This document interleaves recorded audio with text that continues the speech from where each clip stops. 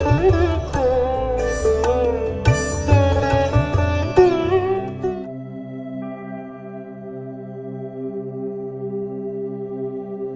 क्या ध्यान देना है? ध्यान से बात को सुनना है। पहला चरण सुनना। दूसरा चरण जो सुना गया है उसको एनालाइज करना, इसमें हमारे मतलब का क्या है। जो हमारे मतलब का है उसको रखा जाए, जो मतलब का नहीं उसे छोड़ दिया जाए, उस पर ध्यान ना दिया जाए।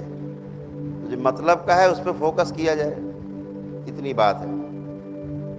और जिस पे ध्यान से सुना है आपने, फिर मनन कर लिया है, उस पर अच्छे से एनालाइज कर लिया है क्या अच्छा है इसमें। जब ये आपने समझ लिया कि यही अच्छा है, यही ठीक है हमारे लिए, ऐसा जिस दिन आपको समझ में आ जाएगा, अभी सूचना मिली कि ऐसा करने से अच्छा होगा, ये सूचना है, लेकिन जिस दिन आपको ये बात समझ में आ गई कि ये विकल्प नहीं इस बात का, अब कोई विकल्प नहीं, तो वो आपके आचरण में आ जाएगा। आपके आचरण में वो चला जाएगा। तो उसे महापुरुषों ने कहा निधिध्यासन, उसे निधिध्यासन नाम दिया। ये 3 चरण पूरे करने के बाद जो चौथा चरण फिर अपने आप घटित होता है, जिसे कहते हैं समाधि, वो चौथा चरण है। समाधि का अर्थ ये कदापि नहीं कि आप भगवान बुद्ध बन गए। समाधि का अर्थ ये है कि इच्छा विचार आशाएं आपकी केवल रुक गई हैं, ऐसा प्रतीत होगा। ऐसे थोड़े थोड़े अभ्यास से आपको तमाम चीज़ों से मुक्ति मिलती जाएगी। पहले तो सिखाते हैं, महापुरुष कहते हैं कि पहले वो कहते हैं मेडिटेशन, कहते हैं अंग्रेजी में एक शब्द कहते हैं मेडिटेशन कर रहे हैं।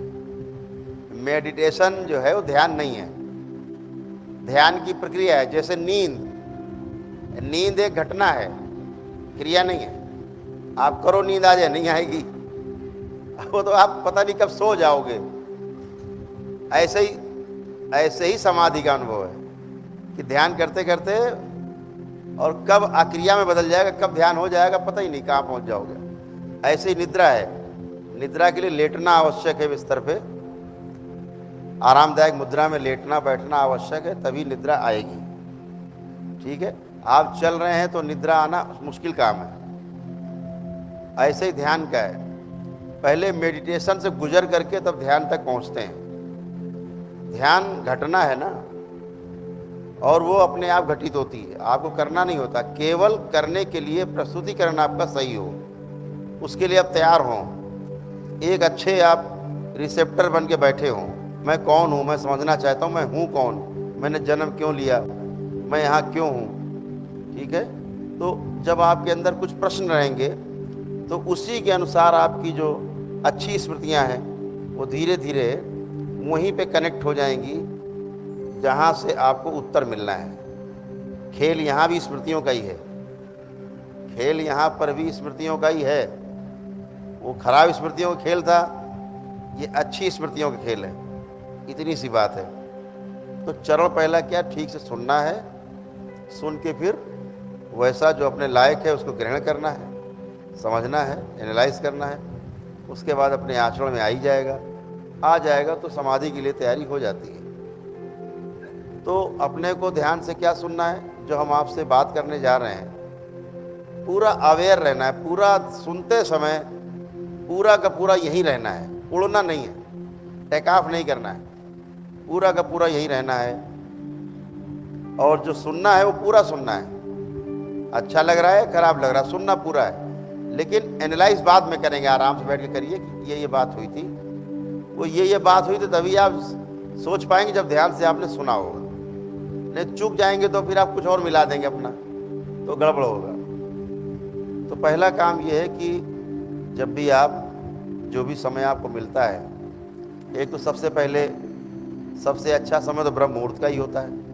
नहीं मिलता है आपके कामकाज की वजह से, आपकी लाइफ स्टाइल वैसी नहीं है, तो मैंने आपको बताया कि सोने का समय कैसा हो, उसमें भी चूक जाते हैं। तो जब भी आप उठते हैं, जब भी आप उठे बिस्तर पर, उठकर ईश्वर को धन्यवाद दीजिए, भगवान भोलेनाथ और माता कामाख्या को धन्यवाद दीजिए कि आज का दिन आपने हमें फिर दिया, फिर आपने एक अवसर दिया कि हम प्रमाणित हो सकें।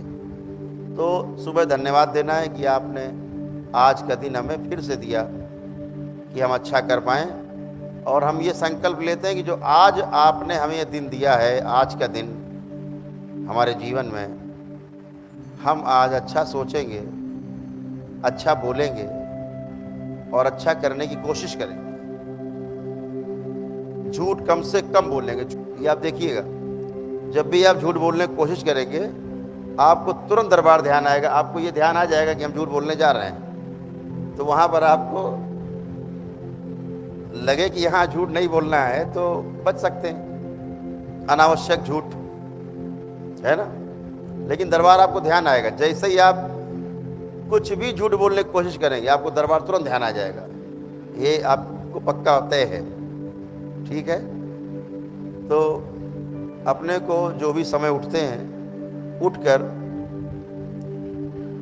फ्रेश हो करके, मैंने ब्रह्म ध्यान में आपको बताया था कि सप्ताह में एक बार एक जग गुनगुना पानी करके सेंधा नमक मिला करके उसमें आधा चम्मच, ठीक है। जिनको ब्लड प्रेशर की ज़्यादा समस्या रहती थी तो क्या करना है कि पानी पिया। पानी पीने की क्या है, ये आजकल फैशन बन गया है, ये भी समझो आप। फैशन क्या फैशन है, बोतल हाथ में, बोतल हाथ में खोला, 4-6 घूंट पिए फिर बंद, बात करने घूम रहे फिर पिया कभी। ये गलत तरीका है, एकदम गलत है। पानी जब भी पिए पेट भर के पिए, पेट भर माने इच्छा भर के, जितनी आपकी इच्छा है। आधे गिलास की इच्छा हो रही तो आधा गिलास पिए, 1 गिलास जल पीने की इच्छा हो रही तो 1 गिलास पिए, और 2 गिलास पीने की इच्छा हो रही 2 गिलास पिए। इच्छा से ज़्यादा नहीं पीना है, कम भी नहीं पीना है। अभी हम क्या करते, प्यास तो लग रही लेकिन 4 घूंट पिए, गिलास रख दिया, ऐसे नहीं पीना है।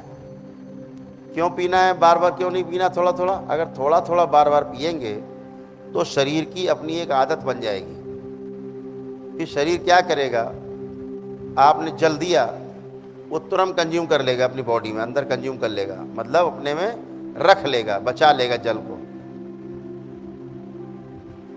तो बचा लेगा तो क्या होगा, बाहर नहीं निकलेगा। और जब आप ज़्यादा इच्छा भर के पिएंगे तो उतना ही जल लेगा शरीर के अंदर जितनी उसकी आवश्यकता है, बाकी बाहर कर देगा। लेकिन आप थोड़ा थोड़ा करके पिएंगे तो शरीर ये समझ जाएगा कि इसको जल की ज़्यादा ज़रूरत है, तो बॉडी में वो जल बढ़ने लगेगा, जल तत्व तो बढ़ जाएगा, फिर आपको बीमारी बनेगी उससे शरीर की, ठीक है ना। तो जब भी पीना है तो पूरा पीना है। अभी 100 में से 75% लोग लगभग यही नहीं जानते कि भूख होती क्या है। थोड़ा सा लगा कि पेट खाली है, अरे लाओ भाई कुछ है, नहीं मिला तो समोसा ही मिल गया। आजकल तो गली गली चलते फिरते समोसा और पकौड़ी पकौड़ी चाट की दुकानें लगी, भूख लगती ही नहीं, खा लिया। फिर डॉक्टर के पास जाते, डॉक्टर साहब भूख नहीं लग रही है। अरे भैया भूख तुमने लगने ही नहीं दी, तुमने भूख ही मार दी अपनी। शरीर को अभ्यास हो गया भूख ना लगने का। थोड़ा थोड़ा खाना क्या होता है, शरीर का अभ्यास बन गया तो भूख का पता नहीं, तो क्या होगा, धीरे धीरे शरीर को भूख लगनी बंद हो जाएगी। तो जब भूख लगे तो एकदम ऐसी भूख लगे कि वह प्राण निकल जाएंगे। अगर उस समय आप खाना खाते हैं तो क्या होगा, शरीर भोजन को बहुत अच्छे से पचाएगा, बहुत अच्छे से पचाएगा। और जब अच्छे से पचाएगा तो शरीर में लगेगा भी, और पेट भी साफ रहेगा। पेट साफ रहेगा तो सारा सिस्टम साफ रहेगा, आपका खून साफ रहेगा, सब साफ रहेगा। तो भोजन तभी करें जब भूख लगी। घड़ी ना देखी कि यार 1 बजे भोजन का टाइम है, 1:30 बजे। घड़ी देख के भोजन करने वालों को कब्ज रहता है, और भूख देख करके भोजन करने वालों को हमेशा आनंद रहता है। भूख लगती तो भूख लगे तो खाना खाओ। ये नहीं कि अभी खा के उठे, किसी मित्र क्या पहुँचे, उसने कहा चाय पी लो, आपने कहा नहीं नहीं, अरे पी लो यार 1 कप चाय, लाओ। अच्छा, अब साथ में नमकीन आ गई, कुछ पकौड़ी कौड़ी आ गई, वो भी आपने चीम ली 1-2, और चाय वाय पी ली। अब ये एक्सेस है, अब ये आपकी भूख में समस्या पैदा करेगा आगे, पक्का है। बिना भूख के आपने खाया, बिना भूख के खाना, ये केवल रोग पैदा करते हैं शरीर के। और बिना निद्रा के सोना मानसिक रोग पैदा करता है। नींद नहीं आ रही, फिर भी लेट गए बिस्तर पे, अब लेटोगे तो चक्री चलेगी, फिर चक्री घूमना शुरू होगी। यही मानसिक रोग, आप विचारों को घना करते जाएंगे। क्या ध्यान देना है, कहाँ ध्यान टिकाना है अपना? अपने ऊपर। हम लेटे हैं और हमारा शरीर क्या कर रहा है, क्या सोच रहा है। ध्यान तो एक ही जगह हो सकता है, दो जगह हो नहीं सकता। तो सोचने वाला कौन, और सोच जो रहा है उसके ऊपर नज़र रखने वाला कौन, कि भैया गलत क्यों सोच रहे हो, अच्छा सोचो। ये कौन है, ये कहाँ से आ गया? तो ये आता है आपके ही अंदर मौजूद है, जीवन में आपके क्रियाओं के रूप में मौजूद है। कौन सी क्रियाएं हैं? जीवन की जो 10 क्रियाएं हैं मुख्य, उसमें से एक क्रिया है, उसका नाम है वृत्ति। उसका नाम है वृत्ति, जिसको आप बार बार कहते हो पुनरावृत्ति कहते हैं। तो वृत्ति जो है कैसी है? जीवन का एक भाग है। आत्मा, बुद्धि, चित्त, वृत्ति और मन, ऐसे 5 चीजें।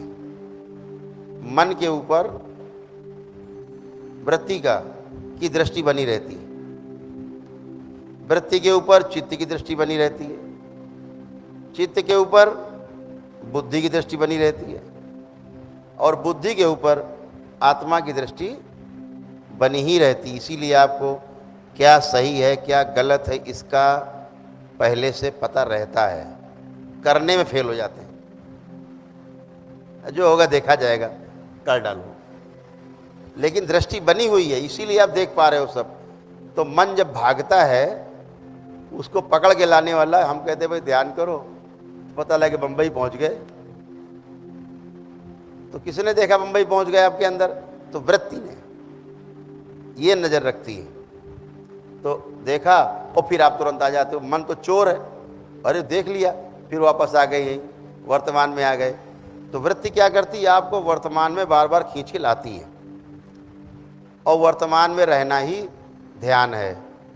इसके लिए आवश्यक नहीं कि आप आसन और मुद्रा लगा के बैठ जाएं, उठे ना 10 घंटे। ध्यान है, वो ध्यान कर रहे हैं आप, लेकिन ध्यान पूर्वक हर काम करना, ये भी ध्यान है। जैसे आप ध्यान से सुन रहे हैं, ध्यान से आप सुन रहे हैं, यह भी ध्यान है। तो भूतकाल में चले जाना, भविष्य में उड़ जाना, ये क्या है? ये केवल अपनी एनर्जी को नष्ट करना है। ठीक है, संसार में उड़ान भरना है, तो भूतकाल से आपको पीड़ा मिलेगी, तमाम पीड़ाएं भूतकाल की हैं। भविष्य की चिंता आपको सताएगी, वर्तमान आपका खो जाएगा।